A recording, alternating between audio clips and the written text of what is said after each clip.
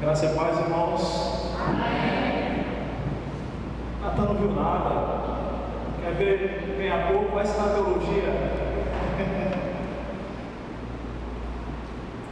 Irmãos, convido vocês a abrirem a palavra de Deus no primeiro livro, capítulo 2. Gênesis, capítulo 2.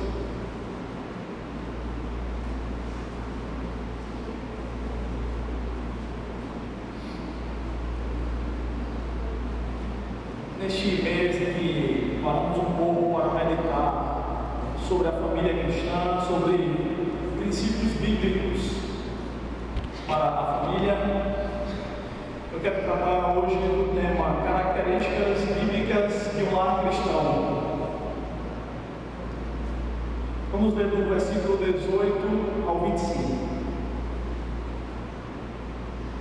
Disse mais o Senhor Deus: não é bom que o homem esteja só. Eu lhe farei uma ajudadora que lhe seja adequada. E o Senhor Deus formou da terra todos os animais do campo e todas as aves do céu, e os trouxe ao homem para ver, como lhe chamaria. E o nome que o homem desse a cada ser vivo, esse seria o nome deles. Assim o homem deu nomes a todo o gado, às aves do céu e a todos os animais do campo, mas não se achava uma ajudadora adequada para o homem. Então o Senhor Deus fez cair um som pesado sobre o homem, e este adormeceu. Tomou-lhe então uma das costelas e fechou a carne em seu lugar. E da costela que o Senhor Deus lhe havia tomado, formou a mulher e a trouxe ao homem. Então disse o homem: esta é agora osso dos meus ossos e carne da minha carne. Ela será chamada mulher, porquanto do homem foi tomada. Portanto, o homem deixará seu pai e sua mãe e se unirá à sua mulher, e eles serão uma só carne. E os dois estavam nus, o homem e sua mulher, e não se envergonhavam. Amém? Vamos orar mais uma vez. Ó Senhor, tem misericórdia de nós que somos pecadores, Pai. Tem misericórdia das nossas famílias, da minha família, Senhor, das famílias deste país que estão sendo terrivelmente atacadas por ensinamentos diabólicos, por ensinamentos anticristãos, Senhor, que tentam envergonhar o Teu nome e a Tua igreja nesse país. Nessa hora nós te pedimos, Senhor, que o Senhor continue a levantar servos Teus nesse país e que defendam a família de acordo com os princípios que Tu instituíste na Tua palavra, Senhor. Nos ajuda a viver de acordo com estes princípios que o Senhor instituiu. Tem misericórdia de nós, Pai. E que nessa noite, por meio da Tua palavra, o Senhor fale ao nosso coração, Deus, orientando-nos como devemos proceder no lar. E pedimos no nome de Jesus. Amém. Irmãos, antes de começar a ver sobre o texto, eu quero fazer duas observações aqui. A primeira é sobre a autoridade das Escrituras, da Bíblia Sagrada, em tudo que ela afirma. A Bíblia não é apenas um livro antigo que fala sobre religião, não é apenas um livro-texto dos seminários de teologia, não é apenas um livro dos crentes. A Bíblia não é o livro da igreja ou dos evangélicos, ela é muito superior a tudo isso. A Bíblia é a infalível, inspirada e inerrante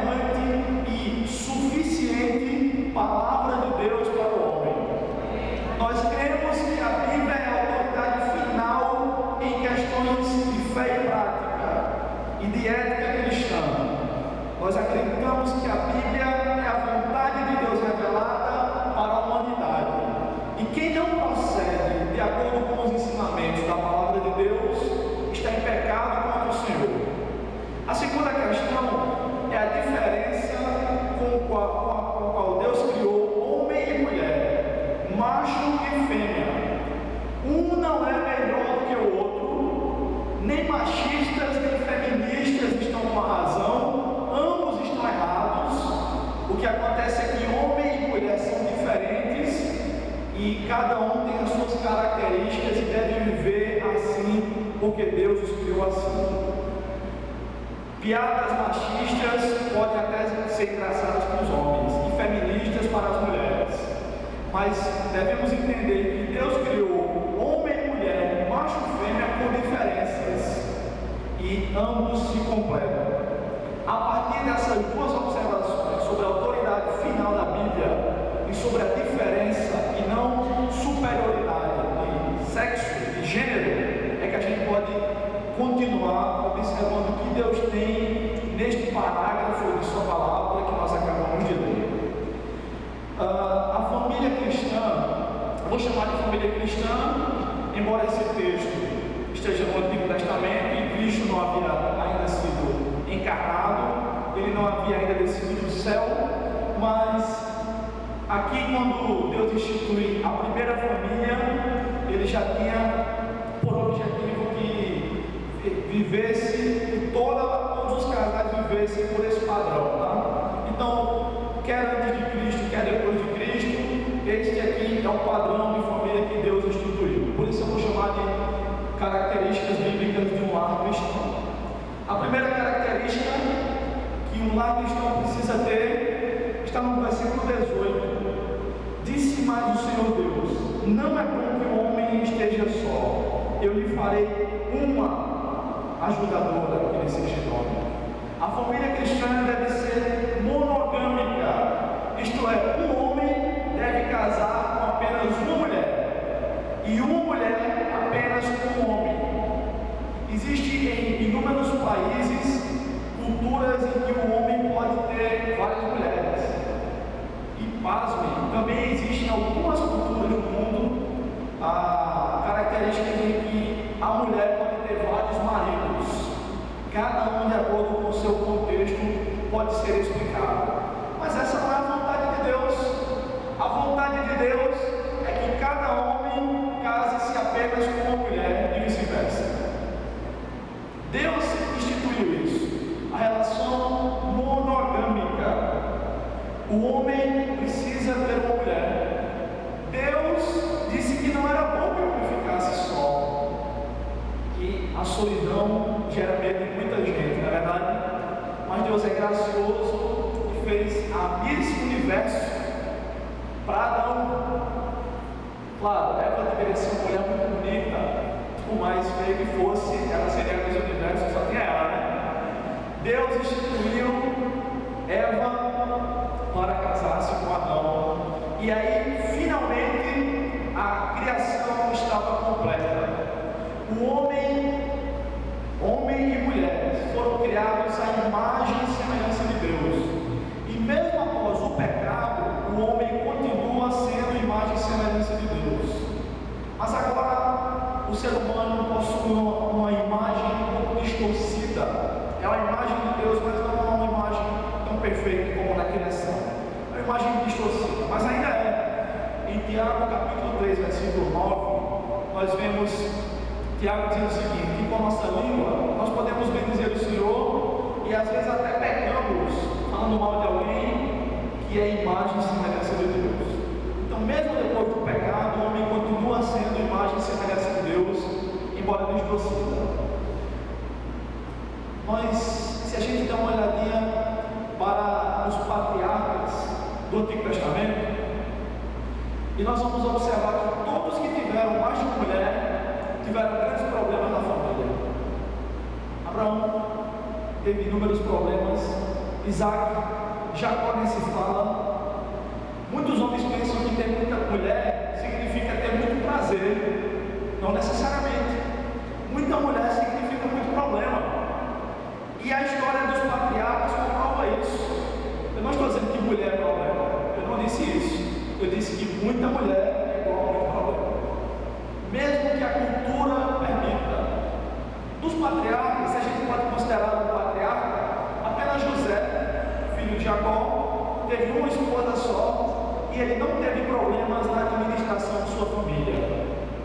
Ele teve um casamento monogâmico, uma só mulher. Isso dá boas pistas para a gente, Mas esse não é muito o nosso problema. Nós só nos casamos com uma mulher. Segunda característica bíblica de um cristão também está no versículo 18. Far-lhe uma ajudadora. Deus criou a mulher com um propósito. E o propósito da criação da mulher foi de que ela ajudasse o seu marido. A mulher não pode ser uma atrapalhadora. Ela deve ser uma auxiliadora, uma ajudadora. A mulher também não pode querer ser a dona do marido. Fica até feio, né? Você conhece algum casal em que notoriamente a mulher manda e desmanda do marido? Eu conheço. Fica até feio. Deve haver cumplicidade na relação que Deus criou entre homem e mulher. Deus instituiu a mulher com o propósito de que ela ajudasse o marido. Não significa, em nenhuma hipótese, de que o homem nunca deva ajudar a sua mulher, seja no que for. Não, mas a mulher foi criada com este propósito, de ajudar o seu marido na administração da casa, na administração da família. A Bíblia diz que quando uma mulher não é sábia, ela destrói a casa com suas próprias mãos, quando ela é louca. A Bíblia diz também que a esposa prudente vem do Senhor.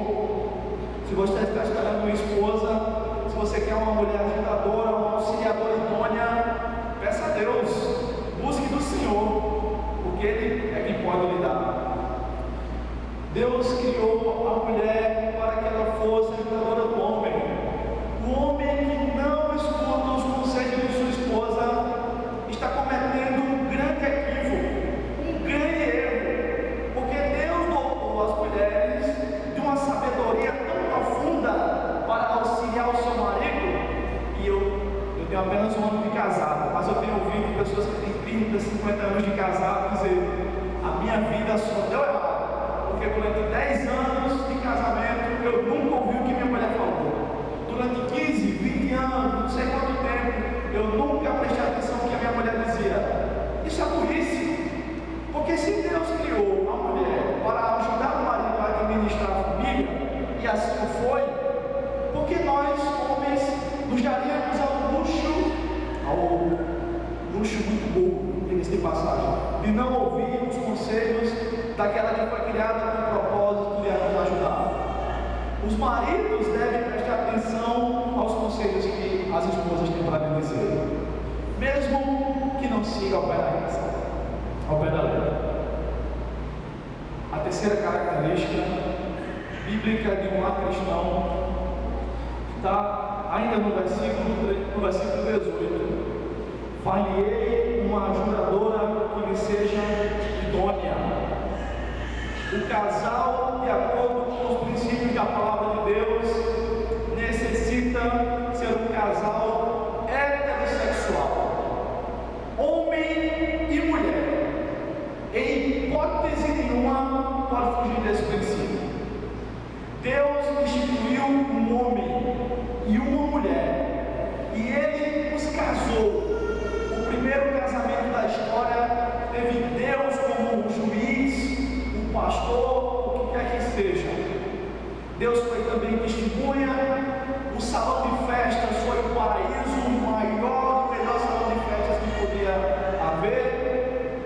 A comida era qualquer fruto da árvore, de árvores que eles podiam se alimentar, e com certeza não faltou comida.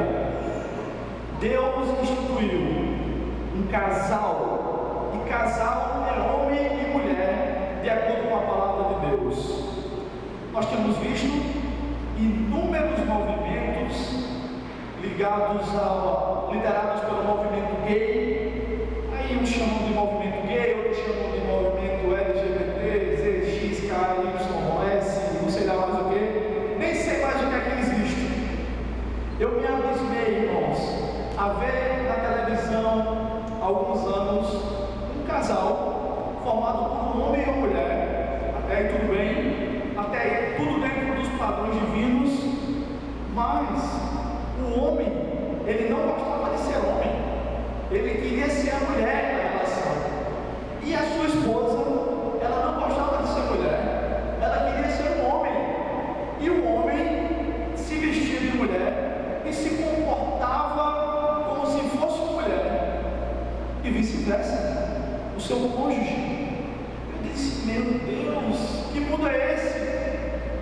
Que mundo nós estamos? Pare o mundo que eu quero descer. Bota o mundo de cabeça para cima de volta, porque de cabeça para baixo já está. Que loucura é essa? O cara queria viver como se fosse a mulher, e a mulher queria viver como se fosse o homem. Era um casal, homem e mulher. Que absurdo! Irmãos, eu me pergunto até que ponto é racional quando um camarada, homem, nasceu com um pênis, e aí ele diz: eu sempre fui uma mulher no corpo de um homem. Ele é homem, ele tem mais testosterona que a mulher, ele fala grosso, ele possui um pênis, a barba cresce naturalmente, ele tem jeito de homem, e aí ele diz que era uma mulher no corpo de homem. Eu me questiono até que ponto isso chega a ser racional. Cabe na cabeça de uma pessoa normal isso? Irmãos, Deus instituiu o homem e a mulher. O que passar disso é par, não é casal. O Supremo Tribunal Federal pode decretar o que decretar. Pode decretar que a união estável agora é válida em todo o país. Pode decretar que agora tem que ser casamento passado em cartório. Mas os princípios imutáveis de Deus não podem passar, não podem ser feridos e não podem ser mudados. Jesus disse: o céu e a terra passarão, mas a minha palavra nunca, as minhas palavras jamais passarão. Pode tudo acontecer, mas a lei vai ser cumprida, assim cair de um tio e um joga da lei do Senhor. Ninguém pode ir contra o Senhor. O que a população, o que a nação brasileira, o que o movimento dentro da nação brasileira está tentando fazer é blasfemar o nome do Senhor, querendo, vai ser o próximo passo. Pode segurar, pode esperar, que o próximo passo é eles vão querer obrigar as religiões ortodoxas da Bíblia a realizar casamentos homossexuais. Não é casal, é par. É par. Não passa de ser um par. Homem com homem, mulher com mulher. Nem Tim Maia aceitava um negócio desse, se ele estivesse aqui hoje. Vale tudo, só não vale homem com homem e mulher com mulher, ele iria dizer. Deus instituiu, irmãos, o único método possível de haver procriação é um homem e uma mulher. Vida só vem de vida. E Deus instituiu que o homem gerasse um filho de uma mulher. Um homem não pode gerar um filho de outro homem, um bebê de outro homem. Nenhuma mulher receber de outra mulher. Nós temos casos até de pessoas que se dizem evangélicas, enchem a boca para dizer que é evangélico, tem igreja e tudo mais, só para homossexual. À luz da palavra de Deus, principalmente em Romanos capítulo 1, todos os homossexuais que não se arrependerem de seus pecados estão condenados a passar a eternidade no inferno longe de Deus. Mas a esperança, a única esperança é que tem em Provérbios 28:13: aquele que esconde as suas transgressões nunca prosperará, mas aquele que as confessa e deixa alcançará misericórdia. Deus é misericordioso. Deus pode perdoar aquele que se arrepender de seus pecados, abandonar o seu pecado e passar a viver de outra maneira. O casal heterossexual que Deus instituiu, nas palavras de Paulo, 1 Coríntios capítulo 7,